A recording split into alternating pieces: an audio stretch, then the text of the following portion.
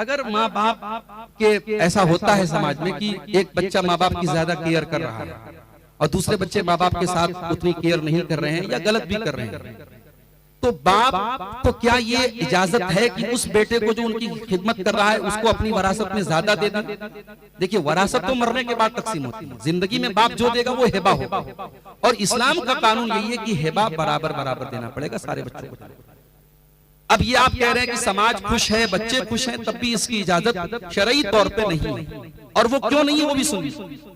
इस्लाम में आपकी खिदमतों के हिसाब से आपको वरासत में हिस्सा नहीं मिलता। वरासत अल्लाह का बनाया हुआ सिस्टम है, उसमें हमें छेड़छाड़ करने की इजाजत है। मान लीजिए एक बेटा बाप का 40 साल का, अब 40 साल तक बेटा बाप के साथ रहा है, बाप की सेवा किया है, सब कुछ उसने किया है। और मान लीजिए कि जब बाप मरा तो उसका कोई बेटा उसकी बीवी के पेट में, उसने तो बिल्कुल खिदमत नहीं की बाप की। वो पैदा भी हुआ है बाप के मरने के बाद, लेकिन जब वो पैदा होगा तो जितना 40 साल वाले बेटे को हक मिलेगा उतना ही बाप के मरने के बाद जो बच्चा जन्म लिया है उसको भी उतना ही हक।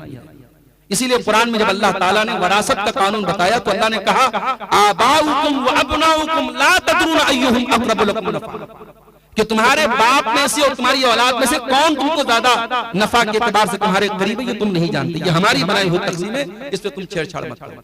इसलिए हाँ, बाप ये कह सकता है अपने बच्चों से कि भाई मैं अल्लाह ताला क्या पकड़ मेरी हो इसलिए मैं ऐसा कोई काम नहीं कर सकता।